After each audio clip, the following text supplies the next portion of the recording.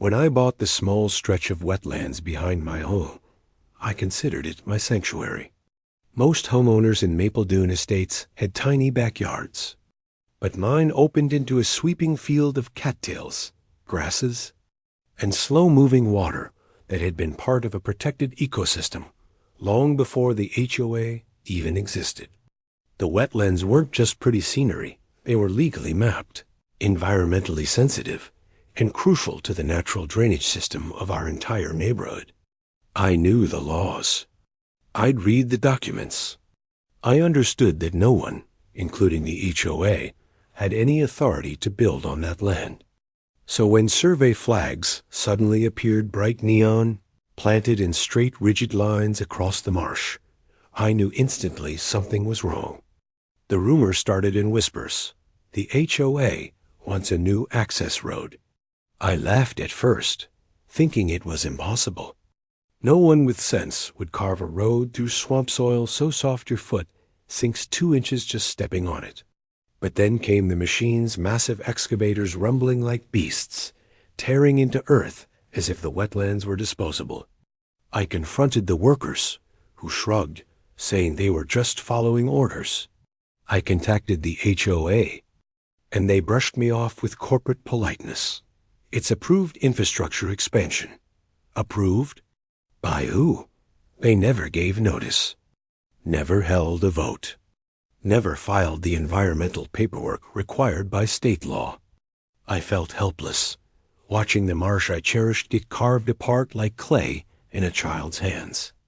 But the deeper they dug, the wronger everything felt, the way the ground sucked at machinery, the way water seeped into trenches faster than pumps could remove it, the way the construction crew fought against nature itself.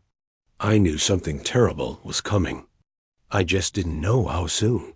The first real sign of disaster arrived 3 days later. Heavy clouds gathered over Maple Dune estates, rolling in with an unnatural speed that made neighbors step out onto their porches. Even before the storm hit, the wetlands reacted. Water levels rose, slow at first, then faster as the marsh struggled to absorb the incoming pressure. The new road, fresh gravel, loose dirt, and half-installed culverts looked like a fragile scar stretching across a living organism. I stood at my window, watching the crew scramble, stacking sandbags along the unfinished edges. They knew the land wasn't ready. They knew the storm would test everything. But the HOA demanded the road be finished before inspection, and apparently fear of the board outweighed common sense. When rain finally fell, it came in sheets hammering, relentless, blinding. The wetlands swelled like a rising tide, turning the marsh into a churning pool of brown water. And then, with a sound like a deep cracking sigh, the road began to shift. At first it was subtle, a small dip in the gravel, a slight slumping at the center. But in minutes, the entire structure was moving, sinking, twisting on itself. Water surged over it, swallowing sandbags, dissolving dirt, ripping away everything the HOA spent thousands constructing. I rushed outside, recording the entire collapse from my porch as chunks of roadway broke apart and floated away like driftwood. The water funneled toward the breach the road created, creating a violent current that ripped through the marsh. And all I could think was, they did this. They ignored warnings, ignored environmental laws, ignored safety. The HOA wasn't just negligent, they were reckless. And now, with every second of footage I captured, I held undeniable proof. Asterisk, by the next morning, the HOA was in full panic. When I stepped outside, the once proud construction site looked like the aftermath of a natural disaster, except this disaster was man-made. The road was gone, swallowed by the wetlands overnight. The machinery stood tilted at dangerous angles, half sunken, as if the marsh had simply reached up and claimed them. Workers were ankle-deep in mud, shouting into radios, trying to salvage anything they could. The HOA president, Martin Keller, arrived in his shiny black SUV, Stepping into the muck with polished shoes, it immediately sank into the earth. He barked orders, blaming the construction crew, the storm, that unexpected conditions. But never once did he acknowledge the truth. They built illegally. No permits. No environmental review. No homeowner vote. Just the board acting like kings over land they didn't own. Keller marched toward me the moment he saw I was recording again. "Turn that off," he snapped, pointing at my phone. "This is private HOA property." "No," I shot back. "This is my land. The land you illegally built on." His face tightened. He tried to lecture me about community benefit and infrastructure upgrades, but his voice wavered under the weight of the destruction around us. I reminded him I had the entire collapse on video. Every second. Every violation. Every reckless decision. And suddenly his tone changed. He tried being friendly, offering to discuss compensation, trying to get me to hand over the footage. I refused. The more I watched the workers struggle, the more I saw Keller trying to cover up the disaster, the angrier I became. They'd destroyed a protected ecosystem, damaged my property, and jeopardized the drainage system of half the neighborhood. And worst of all, they acted like victims of unforeseen circumstances. But this wasn't unforeseen. It was predicted the moment they ignored warnings. The storm didn't expose their mistake. Nature did. And now, with the collapse documented from start to finish, I knew what needed to happen next. I had to take this beyond the HOA. I had to expose them. That afternoon, I drove to the county environmental office with my footage. The clerk behind the counter wasn't expecting anything dramatic until I placed the flash drive down and told her, "This is evidence of an unauthorized construction project on protected wetlands." Her eyebrows shot up, and within minutes, I found myself sitting in a conference room across from 2 investigators and a representative from the Department of Environmental Protection. They watched my recording in absolute silence. The moment the road began to collapse, one of them exhaled sharply. "This is devastating," he muttered. Another leaned forward, asking, "Did the HOA file anything with the county?" I shook my head. Nothing. No notice. No vote. They didn't even tell homeowners. The investigators exchanged looks, serious, troubled, almost excited in that way officials get when they realize they've stumbled onto a major violation. They asked for maps, boundary records, emails from the HOA, construction notices, anything that proved the wetlands were mine and that the HOA acted without permission. I had it all. I wasn't just prepared. I'd been documenting everything since the first survey flags appeared. Before I left, the lead investigator told me what they did is illegal. And based on this footage, the fines alone could bankrupt the board. The words felt surreal. This HOA had acted invincible for years. They'd bullied homeowners, pushed unauthorized projects, and used fear to keep people silent. Now the tables were turning. By the time I returned home, the stormwater had receded, revealing even more destruction: collapsed culverts, eroded trenches, machinery damaged beyond repair. And the HOA?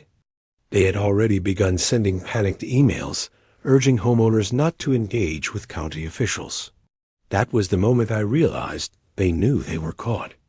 But they were about to learn something else. I wasn't backing down. Not this time. Asterisk the next morning, the damage looked even worse in the daylight. Chunks of asphalt were scattered like broken tiles. The culverts were completely clogged with branches, and parts of the temporary support walls had collapsed into the muck. What stunned me most was the way the water still moved slow, swirling, reclaiming the wetlands like a living creature, pulling back what had been stolen from it. I stood at the edge wearing knee-high boots, filming everything with my phone, knowing this evidence would matter later. A few hours passed before the HOA members finally crawled out of their homes to survey the disaster. They walked around in stunned silence, mumbling excuses. Gary, the president, kept saying, "This can't be the county's definition of wetlands," as if repeating it would magically change the landscape. What made me smile very privately was the arrival of the county hydrologist. He stepped out of his truck, looked at the destroyed road for 5 seconds, and said, "Who approved a construction project here? This is protected land. This isn't even a question." The HOA board went pale instantly. The hydrologist pointed to the soil saturation, the plant species, the drainage patterns, all of which proved the land's protected status. I didn't say a word. I didn't need to. The truth was speaking for itself. Then, while everyone watched, he took out a notebook and began writing citations. Big ones, expensive ones. He even took photos, measuring equipment, and samples. The HOA members became defensive, trying to justify themselves while avoiding responsibility. "We thought it wasn't wetlands," one of them muttered. "We were told. By who?" The hydrologist asked bluntly, not even looking up from his clipboard. No one answered. Not a single person. Because they all knew the truth, they'd ignored warnings, skipped the environmental survey, and pushed the project illegally. My camera captured every second, and I had no plan to keep it private. This was only the beginning.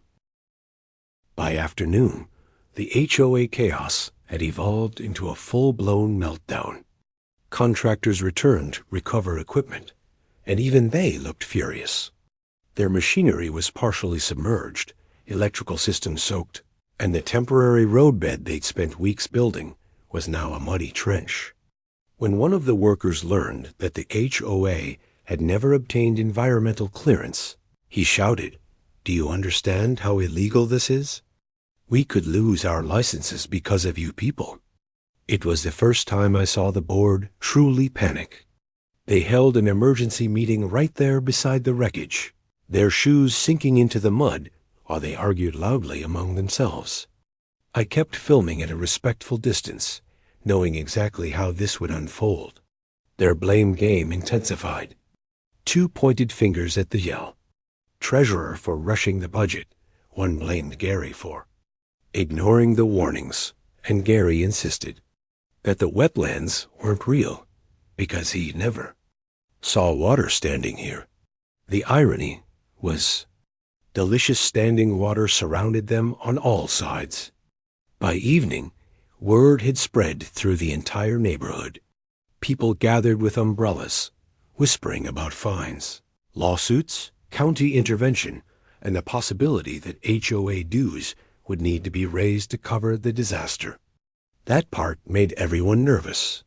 Then something happened that shifted everything.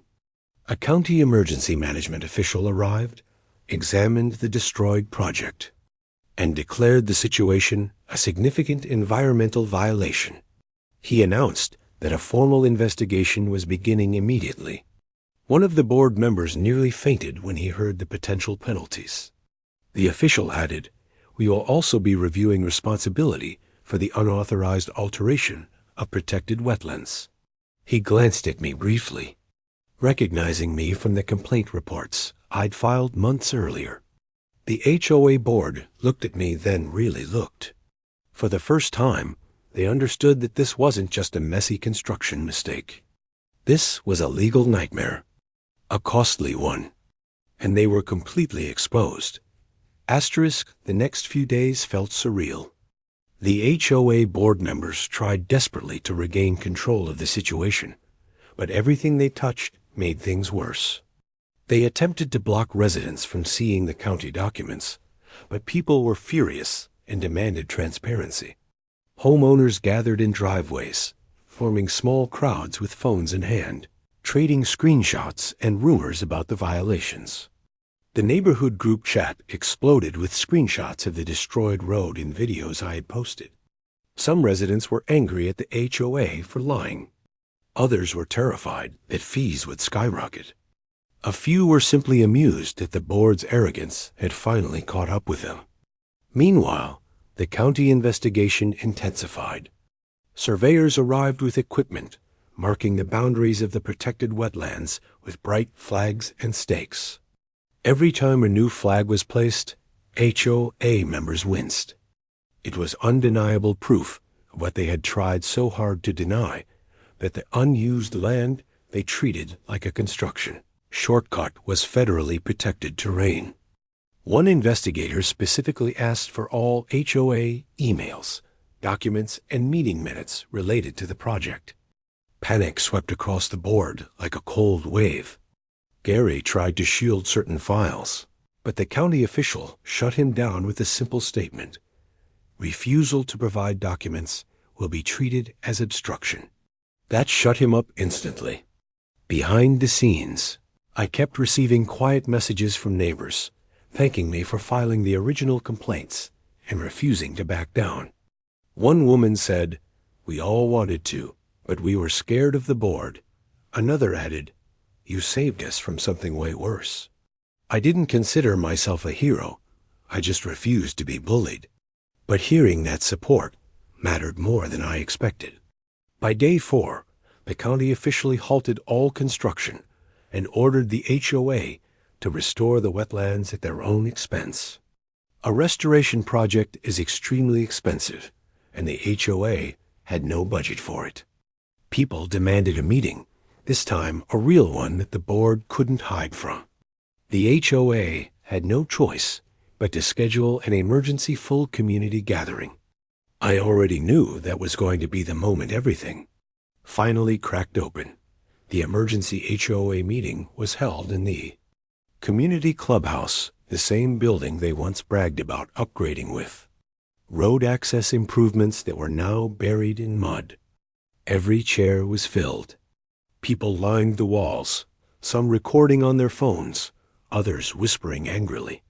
The air felt tense, electrified, like the entire neighborhood was collectively waiting for an earthquake to hit. When the board members walked in, they looked drained, pale, and defeated. Gary cleared his throat and tried to begin with a polished speech, but residents immediately cut him off. A man in the back shouted, "You lied to us. You said the land wasn't wetlands." Another woman yelled, "You built on protected property without permits." What were you thinking? The board tried to defend themselves with excuses, miscommunication, misinterpretation, misunderstanding. But the crowd wasn't buying any of it. Then the county environmental officer entered. The room fell silent instantly.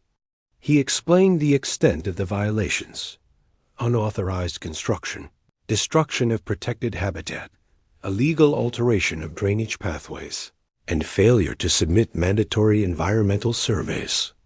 The HOA was facing massive fines, restoration orders, and possibly legal action for negligence. People gasped. Some swore under their breath. A few looked like they were about to cry. The officer added, "These decisions were made by the board. The community is not responsible for their individual choices." That sentence lifted a weight off everyone except the board. Residents erupted in anger again, this time demanding resignations. Gary tried to argue that they acted in good faith, but no one believed it. Then the officer pointed to me. This resident reported the issue months before construction began. If not for these reports, the damage and resulting penalties would have been far worse. Every head turned toward me. For the first time, the board couldn't twist the narrative or shift the blame. Things were finally falling into place. And the board knew their days were numbered. Asterisk after the county officer left, the meeting descended into chaos. Residents were no longer just angry. They were outraged, betrayed, and ready for accountability. Some demanded immediate resignations. Others called for a full audit of every HOA expense from the last 5 years. Gary attempted one final defense, insisting that the project was meant to benefit the community. But the crowd exploded. "A benefit? You destroyed protected wetlands and put us at risk of federal fines." Someone shouted. Another man approached the board table, and slammed down printed emails that Gary himself had signed emails where he confidently stated, "The land has no restrictions," even though he had received a county notice months earlier saying the opposite. The evidence was undeniable. Cornered, the board members exchanged panicked looks, whispering among themselves. But before they could respond, a soft-spoken older resident stood and said, "We trusted you. You threatened us with violations if we didn't follow rules, yet you broke the biggest rule of all, respecting the law." The room fell quiet. For the first time, the board looked ashamed. Then Gary resigned. He didn't wait for a vote, didn't give a speech. He simply stood up, gathered his papers with trembling hands, and walked out. 2 other board members followed. Residents actually applauded when the door closed behind them. With half the board gone, the remaining members had no power to continue the meeting. A vote to dissolve the board temporarily passed unanimously. A transitional committee was formed on the spot this time, made up of homeowners who truly cared about the community, not power-hungry rule enforcers. After hours of angry discussion and organizing, the crowd finally dispersed. I walked home exhausted, but relieved. For the first time in months, the wetland trail behind my house felt peaceful again. The flags marking the protected area fluttered gently in the breeze, and the muddy trench where the illegal road once stood was beginning to refill naturally with fresh groundwater. The destruction was severe, but nature was trying to heal itself. And so was the community. But the story wasn't over yet, because accountability wasn't just about resignations. There were still fines, legal consequences, and a restoration project looming. And the HOA couldn't escape that, even with new leadership. 2 months later, everything had changed. The HOA was now under temporary county supervision while the community elected a new board. The restoration work began, funded entirely through penalties imposed on the previous board members, not the residents. Environmental experts installed drainage controls, replanted wetland grasses, and rebuilt the natural water flow paths that the HOA had destroyed. Slowly, the land returned to life. Birds returned first, and frogs, and the quiet hum of insects that belonged there. Neighbors often walked by the site, not to complain, but to appreciate what had been saved. Some thanked me again for refusing to back down. Others apologized for doubting me earlier. I didn't hold it against them. They had been misled, just like everyone else. Meanwhile, the old board members weren't so lucky. Gary was fined heavily for falsifying information, and he faced a civil lawsuit from several residents who claimed his decisions caused financial and emotional harm. The county even stated they were considering referring the case to federal investigators due to the wetlands violation. As for the new HOA board, it felt completely different: open meetings, transparency, community votes, and no intimidation tactics. They involved residents in every decision, including whether any construction should be allowed near the wetlands ever again. Predictably, the community voted unanimously. No. One quiet evening, I walked out to the wetlands trail and stood at the restored edge of the water. The sunset reflected off the surface, glowing gold and pink. The air smelled fresh again. For months, I had fought an HOA that thought it was above the law. And in the end, nature itself delivered the final judgment, washing away their arrogance in one unforgettable flood. Justice didn't just come through lawsuits or fines. It came in the form of a storm they never respected and a truth they couldn't hide. Standing there, listening to the water move freely again, I felt something I hadn't felt since the whole mess started: peace.